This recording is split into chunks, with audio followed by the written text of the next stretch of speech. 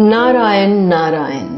मैं हूँ कथाकार अनुराधा और हर हफ्ते लाती हूँ आपके लिए पौराणिक पॉडकास्ट के माध्यम से ऐसी कहानियाँ जो हमारे सनातन संस्कृति और सभ्यता से जुड़ी हुई हैं। कहानी शुरू करने से पहले मैं आपको बता दूं कि अंत में आपके लिए कुछ सरप्राइज है, तो अंत तक मेरे साथ बने रहें। मेरे बचपन के कुछ प्रिय कहानियों में से एक ये कहानी भगवती महिषासुर मर्दिनी की भी है और उसके बारे में हमें व्याख्यान भगवती पुराण से मिलता है। तो आइए शुरू करते हैं आज का पौराणिक पॉडकास्ट। पूर्व काल की बात है।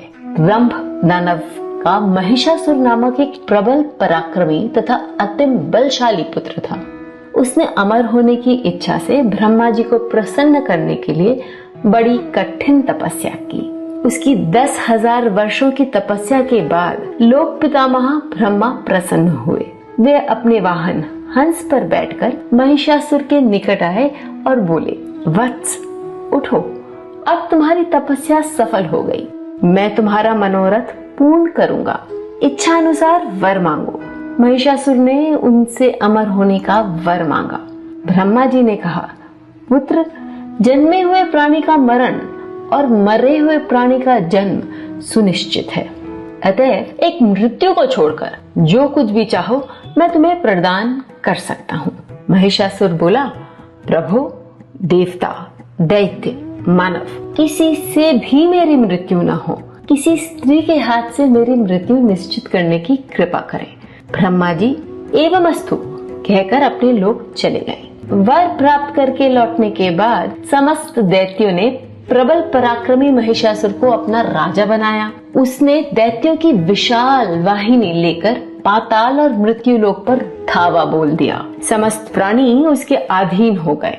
फिर उसने इंद्रलोक पर आक्रमण किया। इस युद्ध में भगवान विष्णु और शिव भी देवराज इंद्र की सहायता के लिए आए, किंतु महाबली महिषासुर के सामने सबको पराजय का मुख देखना पड़ा और देवलोक भी अब महिषासुर के अधिकार में आ गया।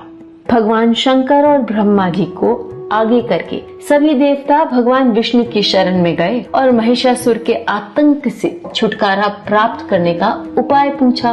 भगवान विष्णु ने कहा, देवताओं, ब्रह्मा जी के वरदान से महिषासुर अजय हो चुका है। हम में से कोई भी उसे मार नहीं सकता है। आओ हम सभी मिलकर सबकी आदि कारण भगवती महाशक्ति की आराधना करें। फिर सभी लोगों ने मिलकर भगवती की 8 स्वर में प्रार्थना करी। सबके देखते देखते ब्रह्मादि सभी देवताओं के शरीर से दिव्य तेज निकलकर एक परम सुंदरी स्त्री के रूप में प्रकट हुआ। भगवती महाशक्ति के अद्भुत तेज से सभी देवता आश्चर्यचकित हो गए। हिमवान ने भगवती को सवारी के लिए सिंह दिया तथा सभी देवताओं ने अपने अपने अस्त्र शस्त्र महामाया की सेवा में प्रस्तुत किए। भगवती ने देवताओं पर प्रसन्न होकर उन्हें शीघ्र ही महिषासुर के भय से मुक्त करने का आश्वासन दिया। पराम्बा महामाया हिमालय पर पहुंची और अट्टहास पूर्वक घोर गर्जना की। उस भयंकर शब्द को सुनकर दानव डर गए और पृथ्वी कांप उठी। महिषासुर ने देवी के पास अपना दूत भेजा। दूत ने कहा, सुंदरी, मैं महिषासुर का दूत हूँ। मेरे स्वामी त्रिलोक विजयी हैं। वे तुम्हारे अतुलनीय सौंदर्य के पुजारी बन चुके हैं और तुमसे विवाह करना चाहते हैं। देवी, तुम उन्हें स्वीकार करके कृतार्थ करो। भगवती ने कहा, मूर्ख, मैं संपूर्ण सृष्टि की जननी और महिषासुर की मृत्यु हूँ। तो उसे जाकर ये कह दे कि वह तत्काल पाताल चला जाए, अन्यथा युद्ध में उसकी मृत्यु निश्चित है। दूत ने अपने स्वामी महिषासुर को देवी का संदेश दिया। भयंकर युद्ध छिड़ गया। एक एक करके महिषासुर के सभी सेनानी देवी के हाथों मृत्यु को प्राप्त हुए। महिषासुर का भी भगवती के साथ महान संग्राम हुआ। उस दुष्ट ने नाना प्रकार के मायावी रूप बनाकर महामाया के साथ युद्ध किया। अंत में भगवती ने अपने चक्र से महिषासुर का मस्तक काट दिया। देवताओं ने भगवती की स्तुति की और भगवती महामाया प्रत्येक संकट में देवताओं का सहयोग करने का आश्वासन देकर अंतर्धान हो गईं।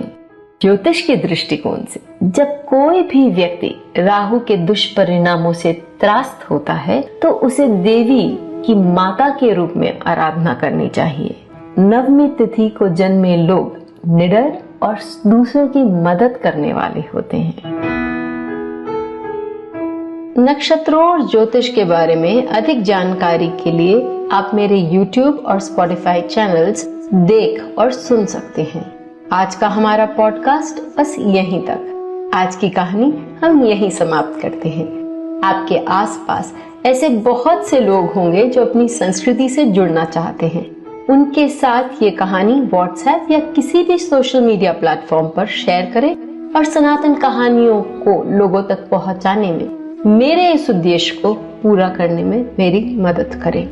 मैं आपकी कथाकार अनुराधा फिर लौटूंगी एक ऐसे ही पौराणिक कथा के साथ। नारायण नारायण।